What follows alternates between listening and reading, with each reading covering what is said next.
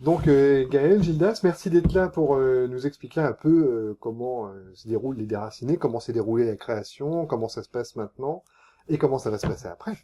Comment est née l'idée? Juste avant Déraciné, j'ai publié La vache de l'espace, Mhm. euh, qui est une histoire pour petits et grands enfants, qui a quelques points communs avec Déraciné, mais c'est beaucoup plus bon enfant comme histoire. C'est l'histoire d'une petite vache qui s'ennuie ferme sur la Terre, Mhm. donc elle décide d'aller dans l'espace. Donc elle prend son scaphandre et puis elle y va. Mhm. Et là, elle fait la rencontre de plein d'autres personnages qui elle va se faire des amis, enfin plus ou moins. Oui. Et puis sortir de la monotonie, surtout les personnes qu'elle va rencontrer.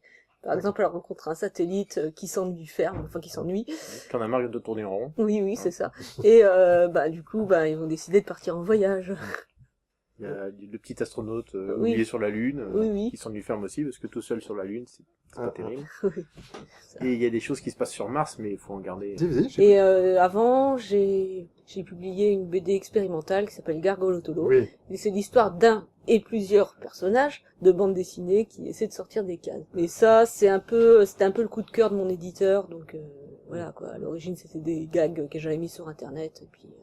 Donc en fait, il y a ces deux expériences BD avec des albums qui sont sortis Oui, qu'on peut trouver en librairie, oui. Y compris chez Phénomène J y d'ailleurs, compris je crois. Oui.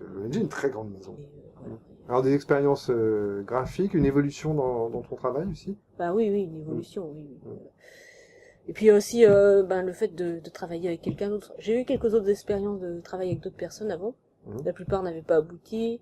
Si, il y en avait une qui avait abouti, une bande dessinée, mais qui n'a pas été publiée. C'était pour mettre sur le site BD Amateur. Non, oui, sur BD Amateur, mais c'était mis sur Webcomics après. C'était avec un auteur, qui se faisait appeler Docteur O et C.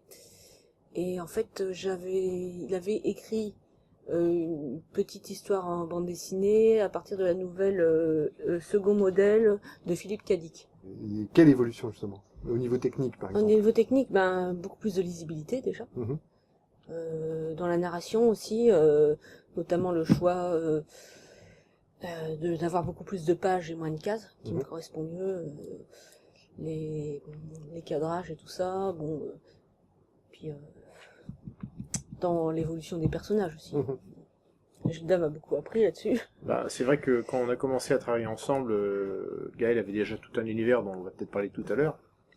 Mais avant de faire Déraciné, dans le même univers, on a développé un petit récit qui devait faire 12 planches et puis qui finalement en fait 18, qui a été l'occasion de s'essayer à la fois à l'écriture commune et puis à la mise en scène commune. Parce que Mhm. voilà, moi j'ai fait une école de cinéma, donc j'ai des choses qui m'importent à moi en termes de scénographie, de cases, etc.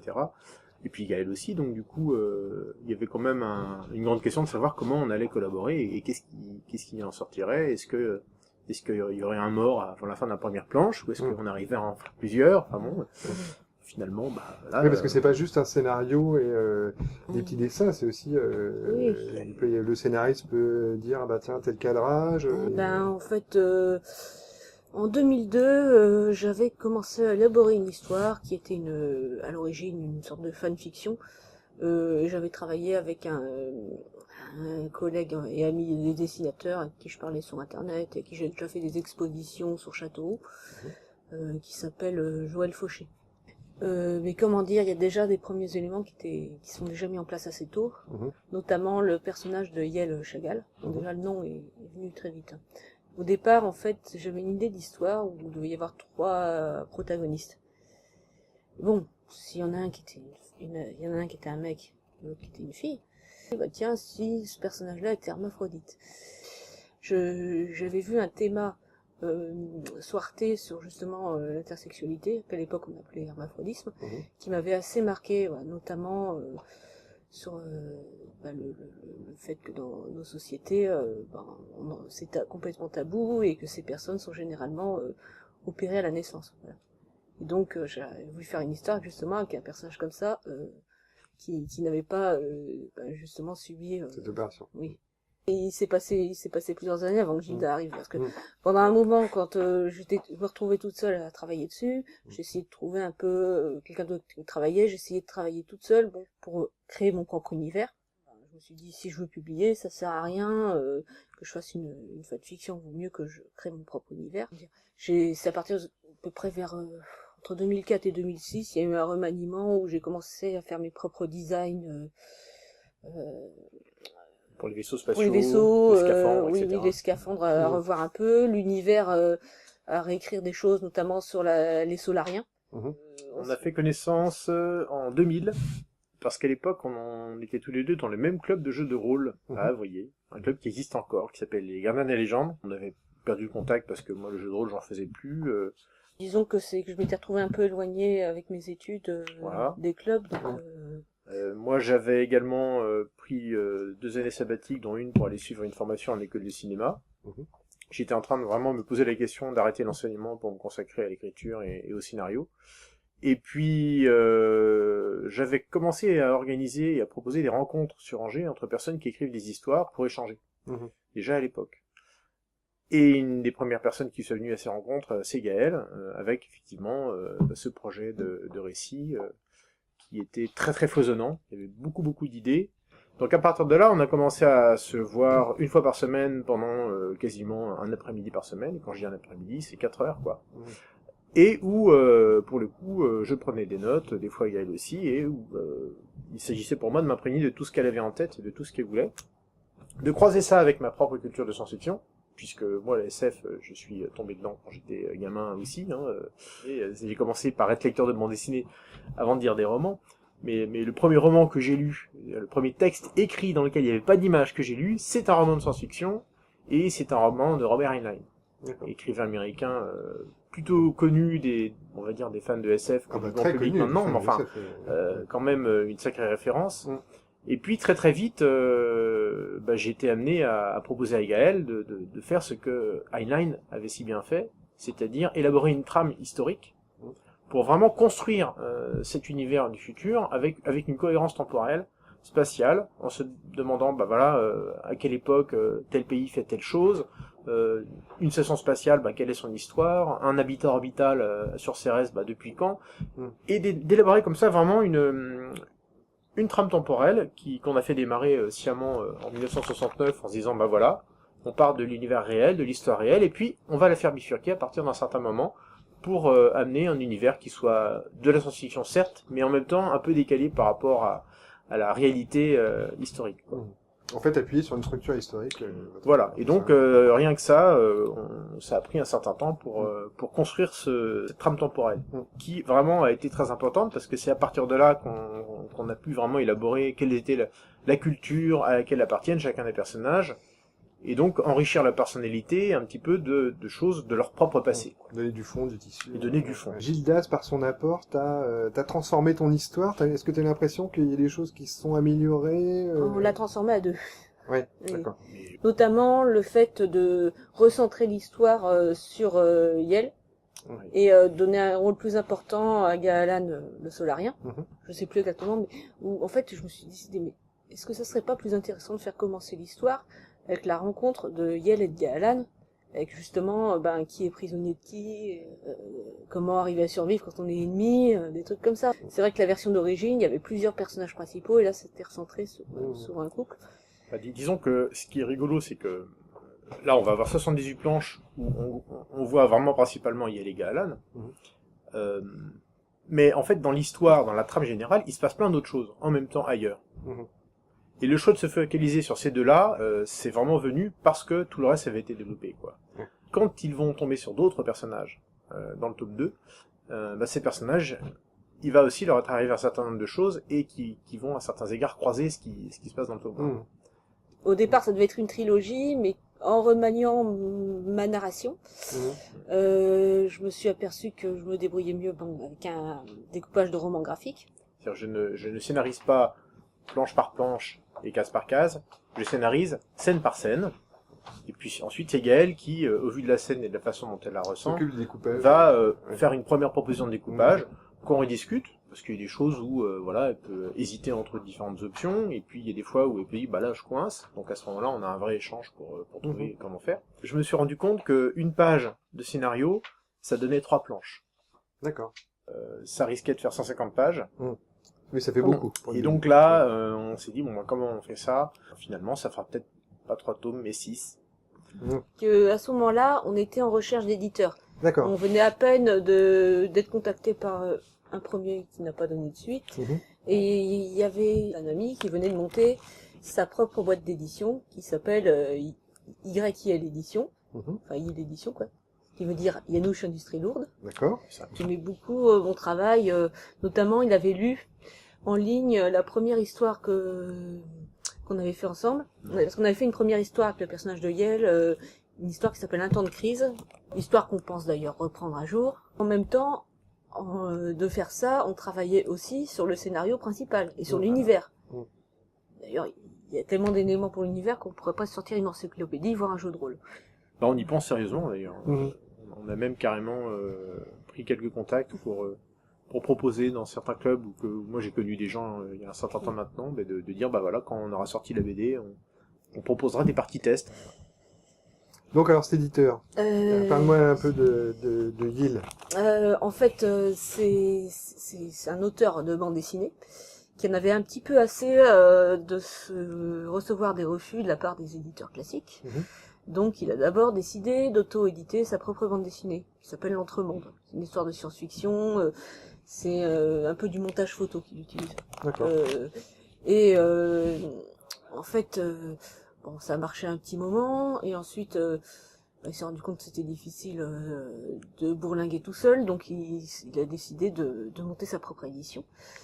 L'intérêt, c'est que en s'auto-éditant, finalement, il a mis la main à la pâte, quoi. Il s'est lui-même occupé de fabriquer sa propre BD. Et ayant fait ça, il s'est dit, ben, finalement, si je peux le faire pour moi, pourquoi ne pas proposer ça aux autres et créer une structure d'édition.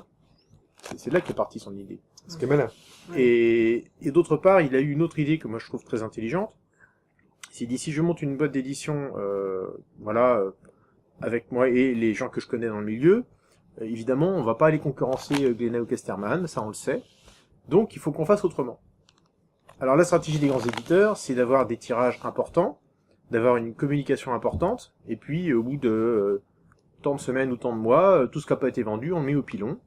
Donc, on va sortir, je dis n'importe quoi, on va sortir peut-être 10 000 exemplaires, on va en vendre 4 ou 5 000, et puis les autres vont partir au pilon, et voilà, et comme on a tout calculé pour que ce soit rentable pour nous de le faire, c'est comme ça qu'ils travaillent. Ça, c'est quand tout se passe bien. C'est quand tout se passe bien, et pour les éditeurs, on va dire, installés. Donc Yanouche, avec sa société, il est parti sur un parti pris complètement différent. Il s'est dit, mais si on évite tout ce gâchis d'envoyer autant de BD au pilon, est-ce qu'il n'y a pas moyen d'être à des prix comparables en tirant beaucoup moins En tirant beaucoup moins, et on retire si on a besoin.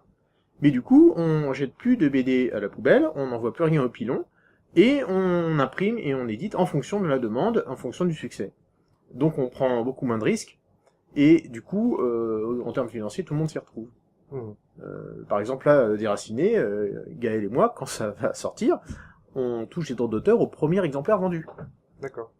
Ce qui est loin d'être le cas, je pense, pour les gens qui sont édités par des éditeurs, on va dire, plus connus. Enfin, ça marche pas comme ça, mais oui, c'est... En fait, c'est comme le tirage à la demande. Le tirage à la demande, effectivement, on touche généralement des pourcentages plus importants pour des tirages bien moindres, mais l'avantage, c'est que il peut y avoir des retirages autant qu'on veut. Bah, autant qu'il y a de lecteurs, en fait. Voilà. Alors une autre particularité de YIL Édition, c'est que au tout début, quand il s'est lancé, évidemment, il n'avait pas de distributeur, là il est en train de trouver des modes de distribution, et donc il a eu l'idée de proposer à tous les auteurs qu'il publiait de se faire connaître les uns les autres. C'est-à-dire que quand on va sur un salon, on a la BD qui est éditée, dont on est l'auteur, mais on peut également proposer les BD des autres auteurs.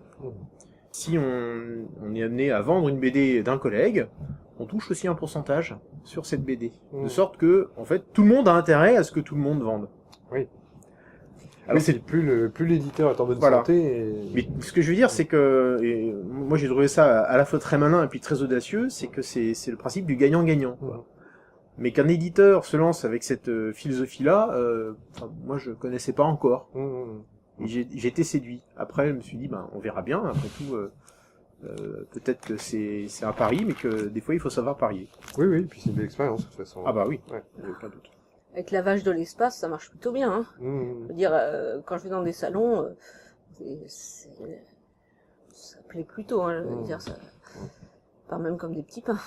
Ah non, et puis même du coup, les autres auteurs publiés chez Hill, de temps en temps, t'en vendent aussi. Oui. Il y a une question que tu as posée tout à l'heure qui était une très très bonne question. Merci. Sur effectivement comment on a réussi à mettre en place un mode de collaboration. Il y a eu une étape où moi j'avais des idées de mise en scène et où Gaëlle c'était pas confortable pour elle parce qu'elle avait des images dans la tête. Donc comment faire pour concilier les deux? Et on est passé par une étape qui a été un peu fastidieuse mais qui à mon avis a été très très riche en termes de créativité. C'est qu'il y a eu tout un travail d'élaboration vraiment d'images. C'est-à-dire faire un peu comme ce que font les graphistes quand ils préparent un film, c'est-à-dire de faire que des images, de grandes images, pour dire voilà ce qui vient en tête de Gaël sur telle et telle scène. Et donc pour le coup, à partir de ces images-là, moi dans un second temps, je pouvais me dire ok, je comprends comment est l'espace, ok, je vois l'idée. Et à partir de là, je pouvais faire à Gaël des propositions en disant ah oui d'accord, cette séquence-là, c'est ça que t'as en tête. Et si on découpait ça de telle et telle façon. Et donc c'est quelque chose un peu fou bizarre, mais ça consiste en gros à moi à réussir à percevoir ce qu'elle a dans la tête comme image et à mettre en scène les images qu'elle a dans la tête. Ça demande en fait beaucoup de temps parce qu'il a quand même fallu qu'elle fasse tous ses dessins. Ensuite, il a fallu qu'on en parle, et puis à partir de là, évidemment, qu'on chemine progressivement vraiment vers un découpage, décider à quel moment on allait faire commencer l'histoire, à quel moment les problèmes allaient venir, puisque bien entendu un récit, hein. S'il n'y a pas de problème, il n'y a pas de récit. Presque dès la première plage, Voilà. Puisque ça commence une média res. Ouais. Alors commercialement, expliquez-moi un petit peu comment vous avez fonctionné ces histoires de crowdfunding et tout ça. Racontez-moi ça. Alors là, c'est pour en fait le lancement du projet et aussi une façon de mettre en place le tout premier tirage collector. C'est-à-dire celui qui va être numéroté, qui vaudra sans doute beaucoup plus cher plus tard. Alors, on l'espère en tout cas. On l'espère. Peut-être que dédicacé. d'ici quelques années, tu vendras les exemplaires de la première édition. On viendra chez toi. Oh, tout le déraciné de l'édition originale. Ça fera triper tout le monde. D'autant plus que la première version a souvent des petits bonus en plus. Ah là, il y en aura. Oui. Et en fait, je me suis un peu basée sur la première expérience que j'avais eue avec la vache de l'espace. Ce qui a permis de la faire connaître quand même. Ce qu'il faut expliquer, c'est vraiment la question de faire connaître. Oui. C'est plus difficile. Parce que comme Yill, effectivement, au moment où on a fait un contrat avec lui, à ce moment-là, il n'avait pas encore de moyen de distribuer la BD. Donc on s'est dit, de quelle façon on peut communiquer pour la faire connaître un maximum. Et très très vite, la question du crowdfunding est venue, quoi. Donc du coup, on en a parlé. Gaëlle, c'est à ce moment-là qu'elle a sorti La Vache de l'espace. Et donc très très vite, on s'est dit, c'est effectivement une bonne façon d'avoir une visibilité, d'avoir des échos, et puis effectivement de vendre des albums, certes, mais c'est surtout pour amorcer le bouche à oreille autour du projet, parce qu'en fait, voilà, tu vas dire mieux que nous combien de bandes dessinées sont publiées chaque année en Europe, mais voilà, il y a 5 ans, c'était déjà, je crois, 2500 par an, on doit être à peut-être 3005 ou 4000, je sais pas, enfin c'est... On se rend compte, par exemple, jusque dans les années 80, il était facile d'acheter tout ce qui sortait. Voilà. Pour qu'un collectionneur, aujourd'hui, sort par an quasiment ce qui est sorti entre les années 50 et les années 80. Voilà. Donc, ça devient très difficile. Il faut trier. Alors, il y a du tri, alors, c'est pour ça que l'histoire de Yill est intéressante, c'est-à-dire que le système économique lui-même est pas mal, puisque faut savoir que 80% des BD qui vont sortir un tome 1 ne verront jamais un tome 2. que les tirages sont beaucoup plus faibles que ce que tu disais, c'est-à-dire qu'on tire pas du tout à 10 000 exemplaires une bande dessinée au départ, on tire à 3 000, 5 000 quand on a l'espoir. Et que c'est pour ça aussi que aujourd'hui des éditions originales de Black Sad et tout ça qui datent quand même pas ou de Landfeust, ça coûte une fortune parce qu'effectivement les tirages de base étaient ridicules. Mais par rapport à beaucoup de BD qui malheureusement sur les tirages de 3000 vont en vendre 150. Donc ce parti pris de tirage limité au départ est tout à fait intéressant, sans compter que adapté à la demande. Adapté à la demande et surtout laisse la possibilité de rebondir parce qu'elle est imprimée aujourd'hui 150 BD. À une époque, on aurait dit imprimer 150 BD, tout le monde vous aurait auréolé. C'est pas possible. Ouais. Techniquement, ça aurait fait des prix aberrants. Il y a, on a un ami, Philippe Ward, qui a travaillé pour la maison Rivière Blanche. Et quand il est arrivé avec son système économique, tout le monde a rigolé. Sauf qu'aujourd'hui, il est à plus de 200 titres. Ben oui. Et qu'il a découvert des noms de la SF et du polar, qu'on retrouve maintenant chez les gros éditeurs. Hein. Je vais prendre un exemple au hasard, David Carra. Son premier roman, c'est Les Vestiges de l'Aube. Oui. Tirage à la demande. Son deuxième roman, c'est Projet Bleiberg, chez Critique et ensuite chez Titre SF, et il est à plus de 150 000 exemplaires. Donc on est vraiment dans des systèmes économiques qui sont très différents. Et puis surtout, les gros éditeurs, ils en ont marre de dépenser du pognon, de tirer 5 000 BD pour en vendre 150. Et donc ils sont en train de pister tout ce qui se passe chez les micro-éditeurs, comme on les appelle pas péjorativement, parce qu'ils savent très bien que peuvent naître de ces maisons d'édition-là les futurs gros auteurs de la bande dessinée ou du roman français. La difficulté, c'est que le système de crowdfunding commence déjà à s'essouffler, j'ai l'impression. Non, c'est pas qu'il s'essouffle, c'est... Il connaît ses limites. Bah, disons que ce qui se passe, c'est qu'il y a une croissance vraiment très forte et très régulière de l'argent collecté par le crowdfunding. Mais le volume d'argent récolté croît moins vite que le nombre de projets proposés. Et oui, c'est ça. Ouais. Et du coup, on se retrouve avec voilà des sites de crowdfunding où il va y avoir 30, 50, 60 projets. Et la question de la lisibilité se repose. C'est-à-dire que, en gros, on lance un projet en crowdfunding et très très rapidement, on s'aperçoit que si on veut être crédible, il faut déjà avoir un premier cercle d'amis et de famille qui apporte un minimum de 30% du financement total. Et si on l'a pas, de toute façon, on sait que ça décollera pas. Second cercle, voilà. Et la plupart des projets, en fait, fonctionnent seulement avec le premier et le second cercle. C'est-à-dire les amis et la famille, et puis les cercles professionnels, et puis les amis d'amis. Mais les projets crowdfunding qui vont au-delà de ces cercles-là, c'est généralement des projets qui sont menés par des gens qui sont présents dans leur domaine depuis longtemps. Qui ont une expérience. Et qui ont une expérience et une image au-delà de leur cercle à eux. Oui, qui ont déjà plein de fans, ou alors comme nous, où ils ont eu, vous avez déjà plein de fans et puis aussi une diffusion en télé. Donc, voilà quoi. Mais en même temps, il faut commencer, quoi. Oui. L'avantage, c'est toujours à ceux qui démarrent. Hein. C'est sûr. Mais... Qui ont osé. Qui ont osé, voilà. Exactement. Bon, Alors, dites-nous, là, vous êtes à 95%. Ouais. Oh, oui. Il vous reste 5%, a priori, c'est bon. Alors, oui, a priori, c'est bon. Là, il y a 2-3 personnes dont on sait qu'elles vont souscrire et bon, qui vont faire très très vite. Et puis il y a le salon en GBD où on va être pendant 2 jours et où on compte bien continuer la com. Donc là, on n'est pas du tout inquiet sur le fait de boucler le financement. Ça, c'est vraiment pas un souci. Donc financement bouclé, comment ça se passe après? Après, c'est là que c'est la partie. C'est pas très agréable, c'est de la comptabilité. La comptabilité,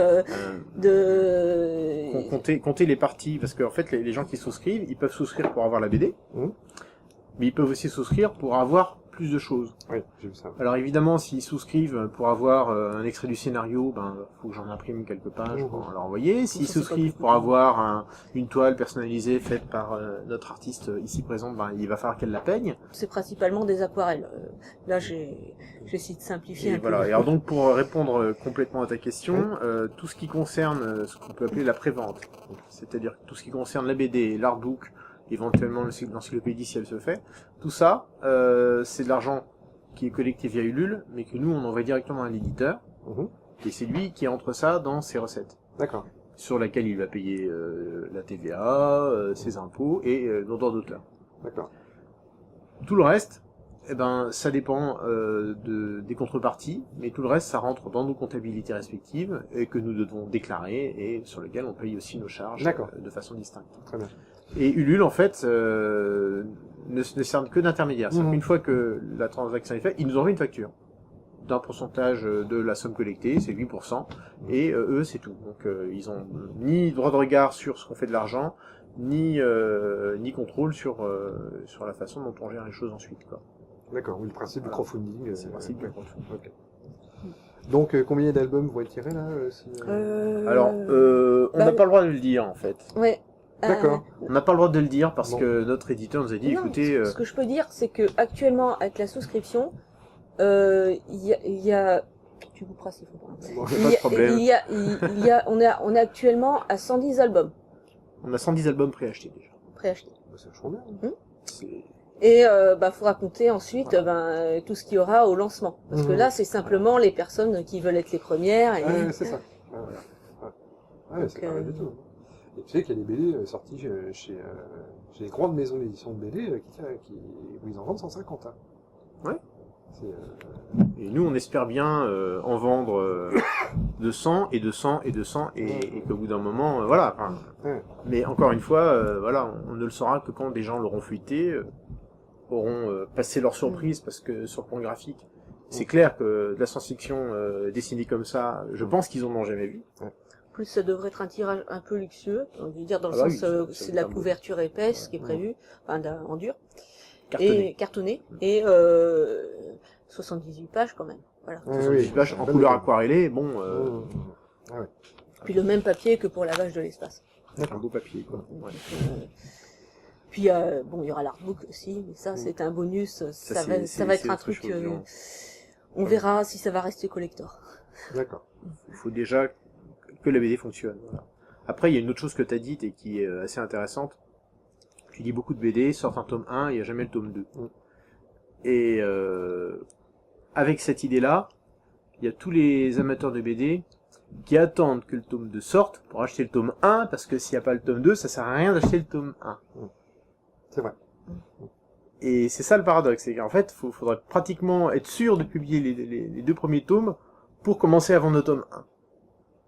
Donc c'est pour ça qu'on reste très zen, et puis on se dit voilà, on va sortir le tome 1, et puis même si ça démarre pas aussi bien qu'on voudrait, on va quand même derrière sortir le 2, en se disant que le 2 relancera le 1, et ainsi de suite. Oui, ça se voit très régulièrement dans le monde de l'édition, ça, c'est clair. Et d'ailleurs, certaines, par exemple, Torgal, Rosansky, a sorti 2 tomes. Ah oui, au début. Les 2 premiers tomes sont sortis ensemble. Et il y a un certain nombre de... Ah, d'accord. Il y a un certain nombre de bandes dessinées comme ça, qui sortent les 2 premiers tomes. Ça remonte à quand, Torgal, parce que oui, ça fait un certain temps. Mais c'est ce que j'étais né. Mais c'est une référence que moi je respecte beaucoup parce qu'il y a malgré tout également tout un univers, une trame historique, un passé. C'est tout à fait une référence pour moi. Voilà. Bon Gaël, Gildas, merci beaucoup d'avoir répondu à ces questions. Merci beaucoup de les avoir posées.